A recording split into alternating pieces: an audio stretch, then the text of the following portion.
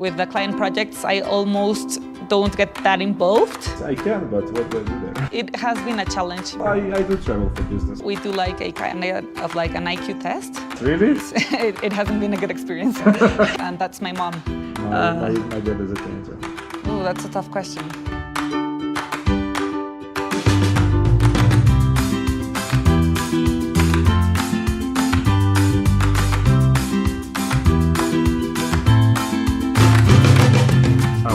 In Mexico City. With me here together is Maria De Buen, who runs a product design company called BluePixel for the past 6 years, right? Well, yeah, we started 6 years ago. We got founded as a UX UI agency, and now we also have a pretty big development department. So we are both like UX UI designers and developers. What made you found BluePixel? So it was very organic, I would say. I was freelancing just from college, and I studied industrial design. So I started freelancing, doing all kind of stuff, like from interior design to logos. Some people asked me to do websites, so I didn't know how to do that, but I looked into it. And then little by little, I started to go into UX UI design and decided that was what we want to do. And then after I started getting more clients that I could deal with, I started hiring people, and that's how BluePixel was born. So for how long did you freelance before you founded the company? Not much, actually. It was like about a year. Oh, yeah. Nice. Well, that's a fast growth. Yes. Right? Yes. And what do you do now as a founder? So I think, well, this past year has been a big challenge because we grew a lot. And that happened because of two factors. First of all, because we started the development part of the agency. So we already had a lot of clients who asked for development, and we didn't have any people to do it. So we just like passed it on to other agencies. And this year we started doing that, and we had a lot of work already. So it was a lot of hiring. And then with the COVID, all of the technology requirements, I think, grew all around the world. So I think my main role as a director is like this managing and hiring talent, and just looking to keep on the quality and start like doing the processes each time, like for scalability, you know? Mm-hmm.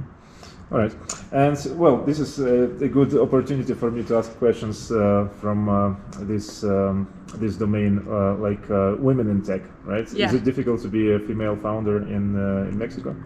So I would say no, because my personal experience with it hasn't been challenging in that sense, or that I have noticed. But what I have noticed is I almost always have this sale. Like meetings and everything myself, or even the people that help me in commercial are also women. So I never even noticed. But there has been some times that I ask, for example, my husband, who is also a partner, like, hey, let's have this meeting together. And I start noticing that people are actually talking to him. So those are the times that I'm like, huh. But it's not something I notice in day to day.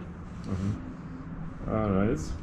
So it never happened to you that you were not taken seriously because you're a female entrepreneur? No, I think not. I think I haven't been taken seriously sometimes because of my age.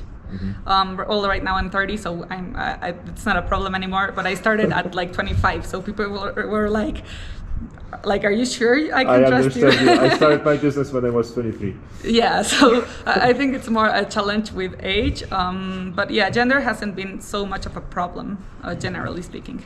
In your company, what is the gender balance? It's, I think, like 60-40, 60% men, 40% women. Not bad. But funnily enough, and I swear this hasn't been intentional, but the women are mostly in like the managing roles, and most of the guys are like more operative. So I do have, for example, my CTO is a guy, and he's incredibly smart and talented. But other than him, most of the roles in management and direction are women. How difficult was it to transition from a design company to a software development agency? I think it has been challenging, a lot of learning curve, for example, in measuring times. I think that most of the challenge has been in measuring, because me as a designer, I can more or less tell you how much a design process is going to take.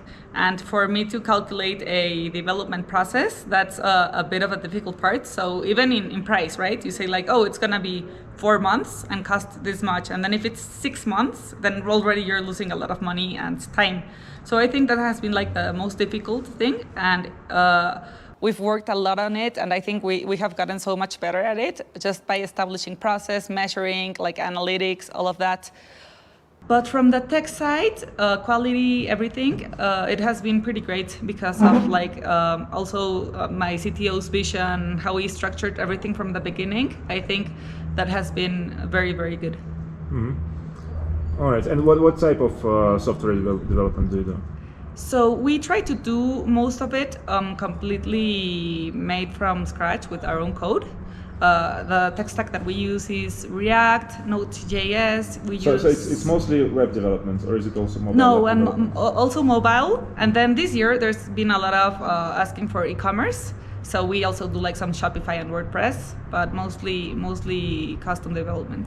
Mm-hmm. So yeah, you already mentioned 2020 that you grew a lot. So my question, I wanted to ask you how COVID affected your business, but I think it affected it in a positive way. Right? Yeah. How would you explain that? I actually have a fun story here because I have two businesses. One is BluePixel, and that was like, a super boom. And then I had another one, have another one, it's not that, that's called Stadibox. And it's kind of like an Airbnb, but for stadium suites and seats. And that was going amazingly at the beginning of the year. It looked like it was going to be our best year. We even went to Shark Tank and we had like a great deal there, and everything was. I have a few questions about this. Yeah, and that was like going great in January. And then with COVID, of course, that venture was like, look. And well, right now I'm hoping this year or at some point this year we'll start to work on that again.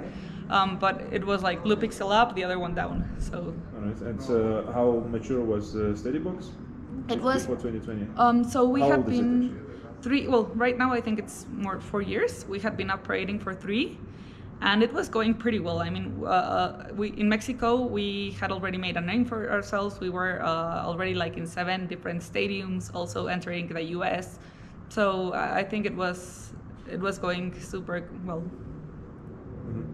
And can you describe this business in more detail? Yeah, of course. What does it do? Like what kind of Airbnb? Yeah, so there's people who, it depends on the stadium, but like there's a lot of people who own private suites in different stadiums or that own them for a certain period of time, say 10 years, or there is one in the Aztec Stadium in Mexico, it's 100 years. What's a private suite in a stadium? It's like I'm not familiar with this. No, it's like a. In Europe, stadiums are just the place to go to watch a game and then leave. You don't. They are seats. They are seats, but it's like private seats, and you have like a small bar and like maybe a fridge and a TV. So it's like a suite. But you can go if you have a suite, you can go there to any game anytime. Yeah, and it's yours. You don't have to pay. pay. Live there?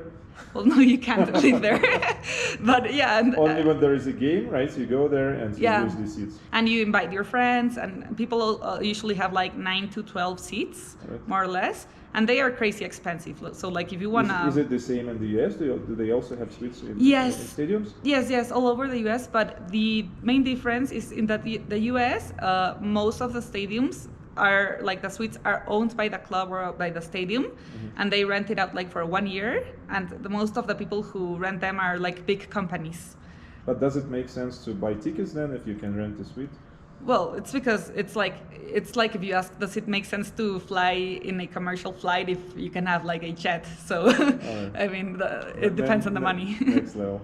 Yeah, but here in Mexico, like there's people that bought the suites 50 years ago, and now they don't even use them. Well, the kids or the grandchildren don't even use it anymore, so they just rent it out, and people can go and enjoy an amazing game. It's not really that expensive to rent it out. It depends on the suite, mm-hmm, and you have you can bring your own food and your drinks and everything inside the suite, so it's a pretty good deal.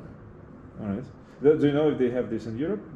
Yeah, well, I'm not that familiar with how they manage it in Europe, but I know they do have suites.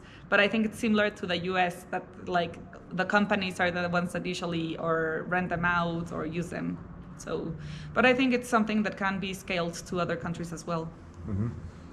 All right. So COVID, right? COVID. How would you explain such an improvement in your main business in 2020? Well, things radically changed for all of the companies. So I think there were a lot of people that were like resisting that technology change, and they were like, yeah, well, maybe later. And then when COVID hit, everyone realized that they had either to evolve or died. So even the people that didn't like to use like meetings and video calls, and they always had to like have the one-to-one meeting, you know, physically, and they're like now they're seeing that technology really habilitates you to do different stuff. So I think that's why a lot of people have been looking for us, and companies, even though there's not a lot of money now and the economy is super slow, the money that they do have, they want to invest it in tech because it's the way that they're gonna be able to survive or grow. With BluePixel, you made it to the top of Clutch. How did you do it? Well, it's funny because like I didn't even when we were growing, we never had like a marketing strategy per se. It has always been word of mouth. And then suddenly I noticed that there was like this Clutch profile and there's another website that's called Sortlist. And I saw that BluePixel was there just like waiting for us to claim the profile. So we did that and then started asking for some clients to publish some reviews and stuff. And Clutch and Sortlist just like write to you and say like, hey, you've been nominated, or like you have like. Well, it's also a good strategy for them to do link building. Yes, I think it goes both ways. Yeah, So. and also we also been using good firms a lot. It's also a good source of leads. Oh, I haven't used it. I'll check it out. Check it out. It's good. And have you ever used paid listings? Because Clutch is very expensive if you. I haven't paid for Clutch yet. The thing is that we have had so much work organically and so many leads that we haven't been able to like launch a marketing strategy because we don't want it to get out of control, you know? All right. So speaking of leads, where do you get your leads from? So I think most of them are word of mouth. I'd say like maybe 60-70%. It's a good channel, but it doesn't scale, right? So if you want to scale, it's all different. It scales because for every good client that you work with, they recommend you like to 2 or 3, and then it has been scaling all over the years. But also this last year, a lot of leads from directly to our website, which we know that are either from Clutch or Sortlist, and they are like very qualified leads, and so that has also been a very good source. So I started the company 15 years ago. At first, we were Java and e-government in terms of tech stack and industry, and then over the years, also through word of mouth, we grew and covered more in industries and more technology stacks. And with the time, some technology stacks became more popular. Some went down. So we've been keeping up with the trends. And so I started with a team of 3, and then currently my team is 70. Wow! Congratulations, that's amazing. People, yes, and now we've done all kinds of projects. Well, mostly we are software development, but we've been adding new services to our offering. So now we also have UI UX design, SEO, and it's all a part of the integral service, so that you don't have to hire multiple companies or multiple freelancers. We try to aggregate it all. And out of the newest technologies, like last year we started a project with blockchain, finally. Cool. And we are trying to do some really complex stuff. Wow. Also among our recent projects is a solution for electronic government again, but this time not for the Netherlands, this time for the US. It's a solution that facilitates communication between citizens and state authorities in the states. That is very interesting. Also, out of e-government projects, we work with the European Parliament, with their vendor, not directly with them, with their vendor, to record votes in the voting room in the European Parliament. Wow, that's super interesting. And what would you say has been your biggest challenge over the years? The challenge, well, people. People are the biggest challenge because my background is software development. I'm a developer myself. Okay. I started coding when I was 8. Wow. So and then I discovered that in software development, in programming, the most difficult part is not the computers, it's the people. So I've been trying to create the most comfortable. So my goal is to be comfortable to create a comfortable environment for the employees, and also be a very comfortable company to work with for the customers. Right. And I think that the comfort and like no bullshit and stress-free and no nonsense is the way to go. Well, I completely agree. It's a big challenge, but I think that's how it should be. It is. And are all your workers in Ukraine? Yes, all of them are in Ukraine. I have 2 offices. One in the capital city in Kiev, and the other one is in Zaporizhia. It's a city 500 kilometers south from Kiev. Okay. I actually started there because I started the company when I was living in Germany. I started a small team in Zaporizhia, and then I started an office in Kiev because I wanted to be there more often for work. And then I quit my full-time job in Germany, and then I concentrated on my company, and then I moved back to Ukraine. So it was like a bit of also organic Right, yeah. sequence of events for me. How do you price your work?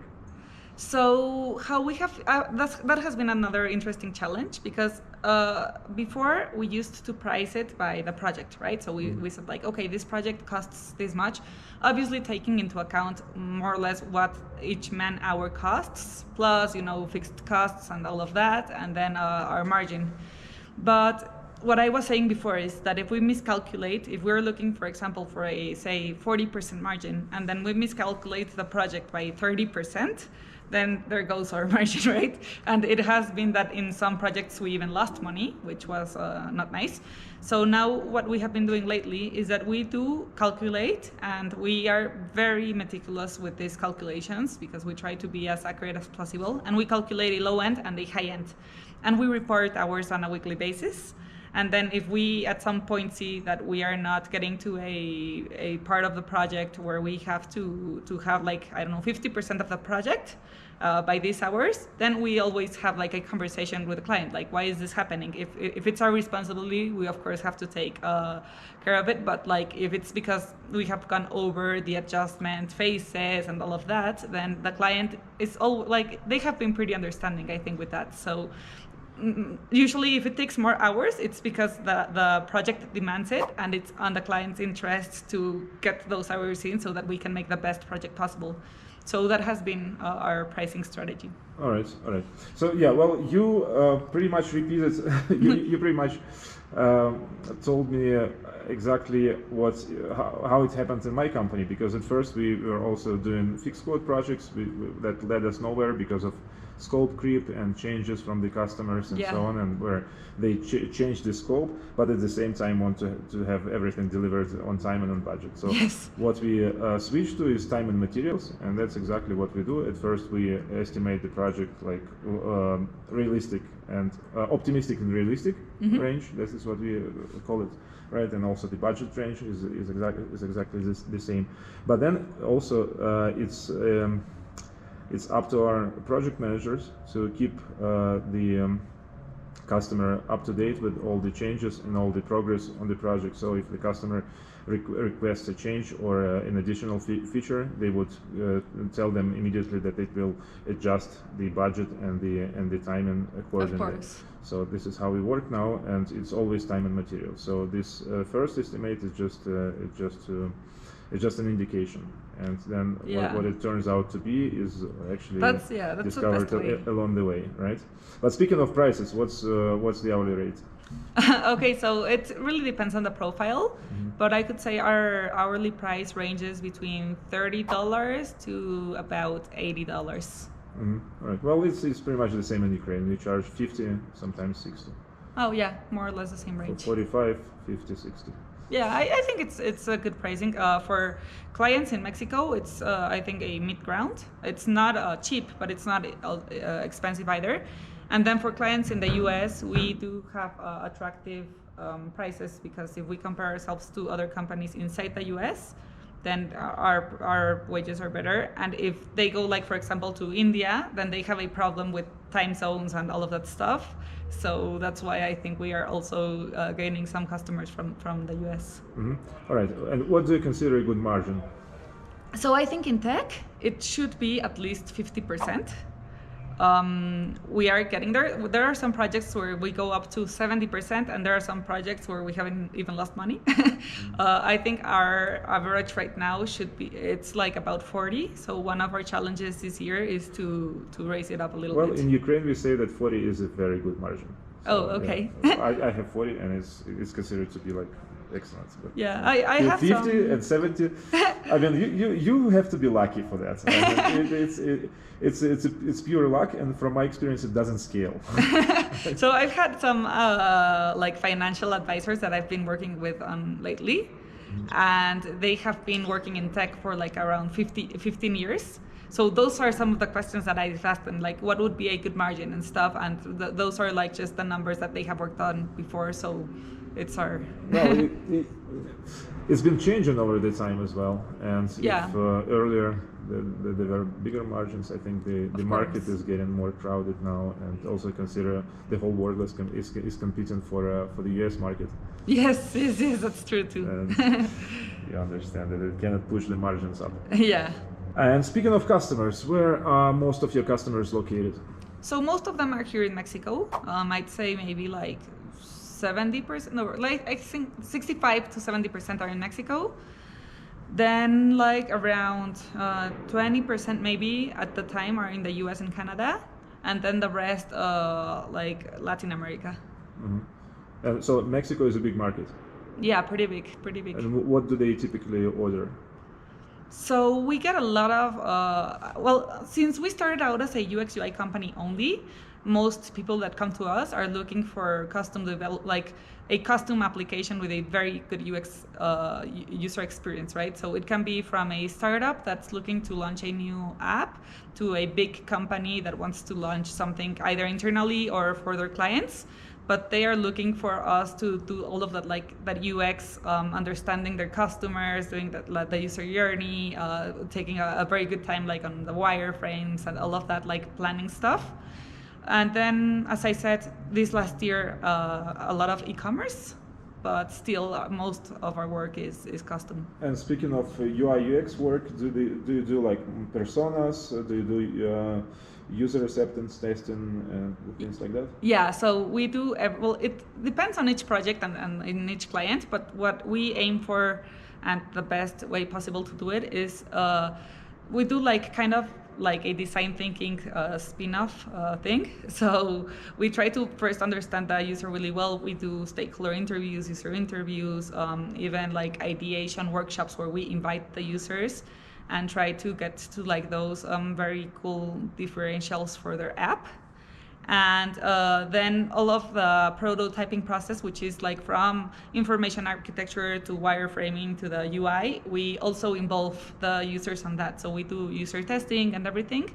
And after we finish the design, we work in like multidisciplinary cells with the developers. So we have different cells in BluePixel, and each one is composed like for 3 developers and 3 designers.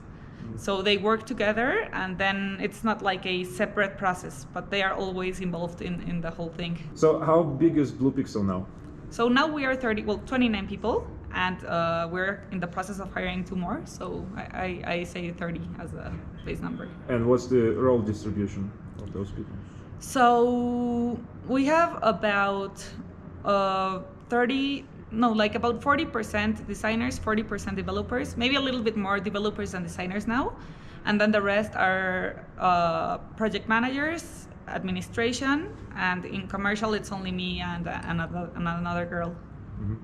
So speaking of project managers, how do you interview them? How do they hire them? Because from my experience, it's very important to have like very experienced project managers. We tried teaching them or I don't know, hiring someone of entry level, but they just don't stand the challenge for with the customers, because communication in the end of the day is the most important part. Yeah, so I think we've been very lucky with our project managers. We have three, two that reports to another one, which is like our chief of operations. And all three of them are super smart. Like whoever we hire, it doesn't matter the role, we do like a kind of like an IQ test. So we always look for very smart people because IQ test, really? Yeah, like the regular or some special IQ test? No, it's one that through our hiring platform they offer you, like you can include a couple of tests. So we say it's not called IQ, it's like intelligence capability or something like that, and it tells you if they're like very good or not that good. So we always interview just those that are like in the very intelligent spectrum. And then the other thing that we always try to go for, like the other test, is their attention to detail. Mm-hmm. So that one depends a little bit on the role, but we try to find people that have a good attention to detail. So that already is a very good filter in our process. And then after that, we do look for some experience, but I think we look more for like their personal skills, their people skills, or communication skills, how analytical they are. And then based on that, we have done some pretty good hires, I think. All right. What's the platform you are using for hiring? What is that? It's called Indeed. Mm-hmm. I don't know whether it's just a Mexican platform or Indeed.com? Indeed, yeah. Or is that global? Of course, it's global. Okay. Global. So we use that, and it's very good because from Indeed, what I understand is that several other platforms, like Indeed gets your profile into a lot of platforms. Or something like that is what they told me, and it has worked very good up till. Well, we use a how you call that? CRM, I think. Yeah. HR system. No, it's a human resources management system. Yeah. It's Ukrainian made. It's called Clever Stuff. And what it does, it imports emails, like resumes from emails, and so lets you organize your interviewing process and stuff like that. But unfortunately, we haven't been doing any IQ tests. I think that's something to look for, because that is interesting. This could really be a good filter. Yeah, I think it has been. Because we've been struggling with soft skills, and sometimes you have to hire a guy yes. to see how good they are in terms of. I have always gotten involved in the hiring process myself, and I think that's very important too, because culturally wise, like you can have a very smart and talented person, but if they don't fit the culture, which we have done that mistake in the past of hiring someone just based on talent and intelligence and not on culture, and it has never worked. And how do you check the compatibility with your culture? Just talking to them, I think like it's a very personal process. I ask them like why they do what they do, how they see themselves like in a while, those kind of questions, and then just how they answer their personality. That's what we take into account. There's a joke like, what's your plan, right? Dinner? No. What's your plan? Lunch? No, I mean like a more long-term plan. Dinner?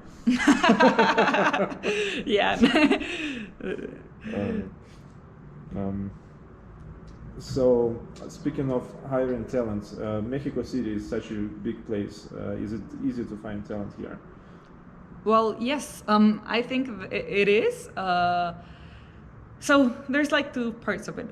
For hiring people internally to the company, it has been great. And we have actually an alliance with a school that's called Codemia, where I also teach some classes. And then when we hire, we ask them like for some talent, and we look in Indeed and also some social media, and so that's how we get people. And we always find, when we are doing like the hiring process, we always find very good people. But for freelancing, it has been a challenge, because in my experience, there are some pretty good developers, but I haven't found the ones that are like good, and they are also like responsible and communicative, so like that balance of stuff is kind of difficult to find in a freelance, in my experience. But do you have developers in-house or freelancers? No, now we have them all in-house. We do have an alliance with two other companies, but that we know that their quality and everything is the same as ours. So when we need like some technologies that we don't manage, or like even we have a lot of projects, instead of hiring, we work with them, but we don't do freelance anymore. because it hasn't been a good experience. Well, exactly the same experience that I had. Yes. Yeah, it was terrible. But I think you learn from that. So. All right. And once hired, is it easy to retain talent in the company? It has been. I think we are very human in the way that we treat people. Like, as you said, we are always looking to give them comfort. And of course, it's a challenge because many times comfort also means like giving them benefits that equal a financial spend. So we try to balance that, like see what's good for the company at this stage and what's good for them. And I think the way that we treat them and like try to be very understanding when they need something. They also appreciate the home office, of course. We do like this semestral retirement where we all go like to a lake house or something, and like all of that stuff is something that they appreciate. So we have been amazing with having retention of talent up till now. What's your so what's the longest an employee has stayed with you? Well, the first one that we hired, the first ones are still with us. So like the ones that have left are either in the first months, like in the first 3 months, because we noticed that they're not a match. And so we try to just cut them off in the beginning because it's not good for anyone. And then the ones that have left are just 2 people, and both have been because they have been offered a scholarship elsewhere to do like their master's degree, and that's it. But no one has left up till now just because, so that has been, I know the time will come, but that has been very, very right, cool. So no other companies offers or anything like that? So you have all of them working for you for 6 years? Well, no. So the ones that I started with, first we started slowly, right? So I do have some of the hires that are from the beginning. And then most of the people that we have hired has been the last year or the last 2 years. And all of them have been also staying with us. So I'd say most of the people we have now are from the last 2 years. Mm-hmm. All right. Well, from my experience, there is because there is an average span of an employment in any place, right? And yeah. It's mostly an attribute of a country or a city, because in Japan people work for the same company for generations. Right? Yes. And in New York they change jobs like every year. Yeah. So it depends on the place, actually. So in Mexico, I think people try to change companies maybe every 2 years. Yeah, it's more or less like in the US. But I think when they're comfortable with something and it's good, they don't have any reason to move other than if they receive a very good offer or. Well, the same as in Ukraine, it's 2 years. Yeah. But I have employees that have been with me for 10 years, for wow. 6 years. For 5 years. Wow, not many amazing. of them, but no, but that's super cool. And did you found your company yourself? Yes. Cool. Just myself. Wow, that's very cool. Of course, I used help of a guy who wanted to do it with me when I was in Germany. So he was managing the first team, but then he left for the US. Cool. And I worked on the rest. And do you like being like the sole founder? Yes, I do. Well, I've been recently experimenting on founding businesses together with someone, because I really need this skill to be able to share the responsibility and mostly the responsibility. Well, actually, I haven't talked about this, but it's a good point. Even though I could say I'm like the founder of BluePixel, I did found it with someone else, and that's my mom. All right. Yeah, so when I was starting out, as I said, I was freelancing, and then I had too much work. So she had a background just in painting, like she was an artist. My dad is a painter. Cool. So like she was like, hey, let me help you. And I started teaching her how to do like some Photoshop stuff and and we started working together. And then as the company started getting like formalized, she went more into the administrative side. So she's the one that manages like the money and all of that. And we have been doing it from the beginning. And my husband, as I said, has always also been a partner. He has never worked in BluePixel, always like his own venture, but he's an advisor and like, All right. What do you like and dislike about Mexico? So I think my answer is gonna be a cliche, but so I love the people, I love the country. I think the scenery is beautiful. I hate insecurity. I personally have had a lot of like bad incidents through my life with muggery and all of that stuff. So I was very afraid for a while. That's why I live in this place that's super secure now. And so that's something I don't like. You don't feel very safe as a woman just like being out there. And the other thing, of course, I don't like is traffic. Like you could lose so much time going from meeting to meeting. So now I love that everything's through, Google Meets, and then I can have like 8 meetings a day, and I didn't have to lose a second in traffic. All right. Well, the second problem in Ukraine I solved by just living in downtown and having an office downtown. So I just walk. There's bad traffic, but yeah, if you walk, and of course the city is much smaller. Yeah. Like it's 3.5 million people. And well, it does take time to go to some remote district, but normally you don't have to, unless you live there. So I would love to know Ukraine. I have never gone. Come visit. I will. Come visit. I invite everyone to visit because it's very nice. Yeah, and, I love to travel. I think I live to travel. This year there has been no much traveling, and I really felt it. Yeah. All right. Favorites. What's your favorite project? So I would have to say Stadibox. A customer project. Oh, that's a tough question. It's just I really get like excited with like each current project I have, and it would be difficult to say it for a client project because they're always changing, and we have so many. For example, there was one that we worked with that was through a client that's in Canada, and he works with a lot of companies doing like gamification. So they hired us to do like all of the UX UI for like gamifying. For example, it was like 3 different projects. One of them was with Sisal Italy, which is like an e-sports portal. So we did like a soccer world where you could gain roster cards and then change them for prizes, and that was a super big project. We worked on it like for over a year, I think, and that was pretty fun. Also, we've done a lot of not only UX UI but also like innovation, like consulting. So when we do that, I always get super involved, more than with any other project.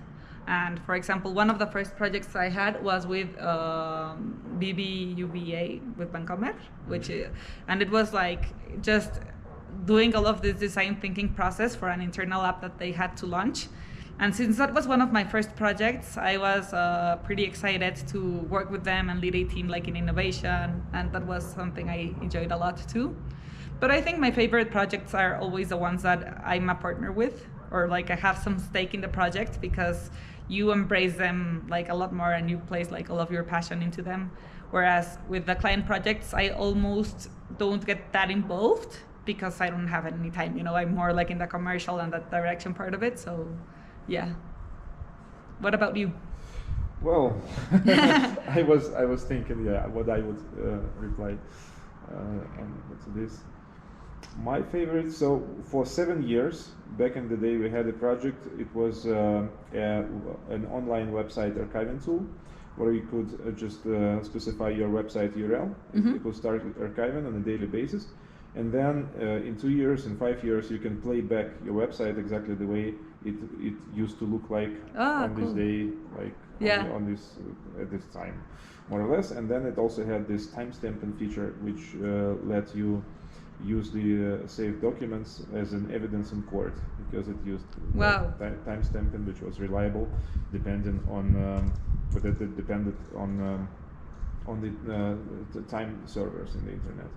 Okay. Yeah. Wow. So that it's called Page Freezer. It's still it's still there. It's still on the market.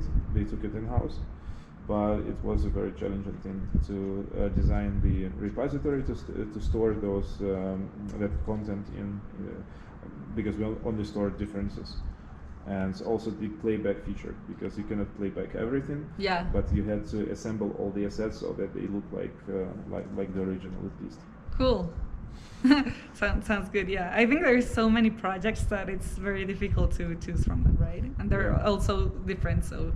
Yeah, I was also involved in the big project for the television networks in the US. There was a company in New York called World Now, and they had this SaaS solution that had a lot of legacy. Like it was by that time already 10 or 12 years old, and we had to modernize it and add new features, and we had to travel there a lot, and it was fun. Cool. Sounds very interesting.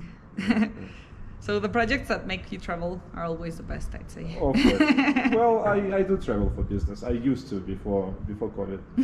Because nowadays, if I go to the States, I can, but what do I do there? Right, yes. Like everyone stays home and no offices are open, so yeah. I can meet some people sometimes, but it's not the same. What are your plans for BluePixel? So I think our biggest plan is making new business ourselves, because we have noticed that we're working so hard to make other clients the best apps possible, and we are not doing it for ourselves. And we have the ideas, we have the talent, we have everything except for the time. So second semester of this year, we want to start pushing forward, like having a team just working on internal ideas that we can launch. Mm-hmm. And how do you come up with those ideas? I think they're always coming from a problem, right? So like you notice there's something that's missing or something that you can't solve, and then you think like, oh, there should be an app for this, and there usually are apps for that, but sometimes you do find that there's like some things that haven't been done the way they should be, and there's where we get the opportunities. All right. Any plans for other businesses in parallel? Well, so for Stadibox, this year, what we did is the response of the people when we went to Shark Tank, that was amazing. They were like, wow, this is like the best episode ever, and this is like such a good idea. So we, of course, won't let that die. What we're doing now is, we created a new platform, because the first one was like kind of like an MVP. It was a little bit slow. It was freelance, like we didn't make it ourselves. We did the design, but that's it. So now this year we worked on it with our own tech. We did an amazing platform that's now fully international. You can see it in many languages, in many like coins and all of that. And so we think that as soon as we can start doing all of the matches open, we're gonna push that forward. We also had a lot of people from South America contact us like, hey, we wanna open in Brazil, in Colombia, in Argentina. So there's a lot of opportunity there. How do you promote it? How do they find you? Well, they found us because of Shark Tank. Like that was a big window. But how people usually find us is just Google or Facebook. So we manage Google Ads, Facebook Ads. We were doing also like a content-focused strategy on social media. And for the suite owners, it's also that, and it's also word of mouth. So it's a small community of people that own suites. And then if you get to know one of them, you can always ask for more contacts, and that way you can start getting a lot of suites. Then that's a very cool niche. And how do you come up with this idea, by the way? Did you know someone with a suite, or no, did you rent it? Well, kind of. What happened is that we didn't own a suite, but we did own 2 seats. That are private seats, just regular ones, but they're like yours. And we didn't use them. We just had them because of a client that wouldn't pay, and he was like, take my 2 seats, and that's it. And we're like, all right. But we didn't go to the stadium much, so we started trying to rent them out, and it was a problem. And eventually one of the guys just like stole our passes. And then we had to do like all of this, going to the stadium and talking and doing a lawsuit and all of this crazy stuff that was really unnecessary. So I said like, it was actually Diego's idea, and he said like, there's got to be something. And we looked, and there wasn't any platforms that did this, so that's how it started. Well, yeah, nowadays you can create an Uber or an Airbnb for everything. Yeah, that's true. Because one of our customers, I would say that he's doing an Uber for concrete pours. So whenever you need a pour of concrete for your construction, you can order a pour, because nowadays how it's done, they order on the phone. Oh, really? Yeah, there is no platform that would do it online, and we help them create this. But by the way, also a very cool project. Oh, cool. So are there any new technologies or trends you've been following?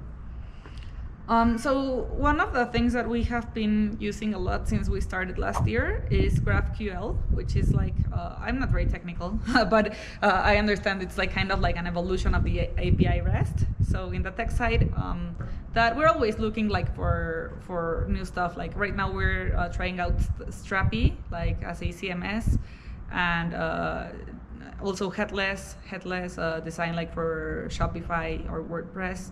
And from the UX UI standpoint, well, we are right now using Figma for the design, which is amazing. And since it's community based, every day you can see like new plugins, new stuff from the community. So it really keeps you like up till date on that. And just trends, I guess. I'm always trying to read like about what's coming up this year, tech trends.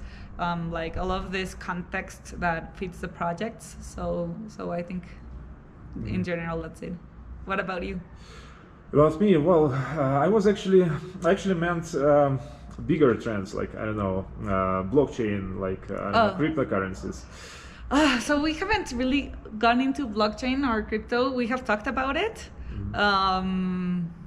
But we don't even like, I don't have anyone in my company that has specialized in that or in fintech. So that's maybe one of the reasons that we haven't gone very into it.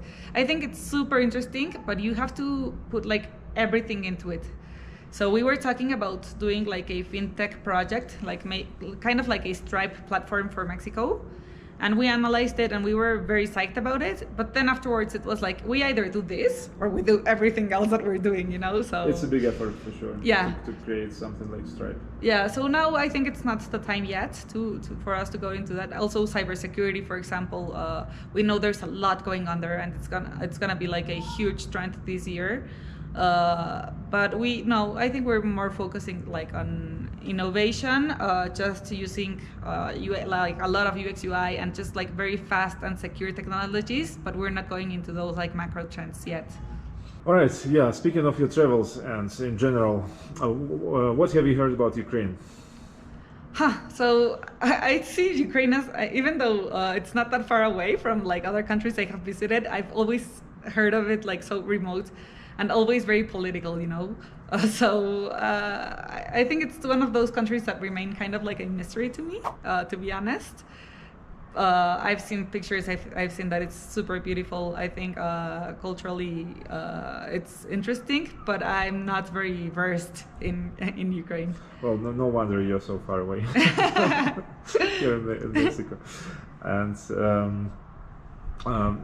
what have you heard about Ukrainian developers?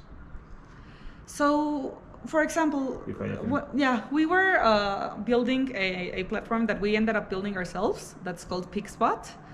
That's, how can I describe it? It's like an arbitrage catching opportunity. Like when you have to do a bet in esports, there is a way that you can find an ARB opportunity. For example, you say this team is gonna win, and I'll bet this much to that, and I'll bet this much to that the contrary team is gonna win, and I'll bet this much to that they're gonna tie.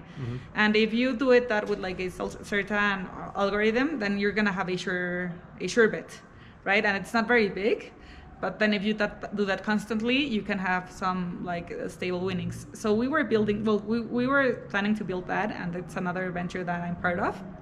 And we were talking to a company in Ukraine, because they were like a sports development company, and we were talking to them like for 4 or 5 occasions, and they looked pretty good.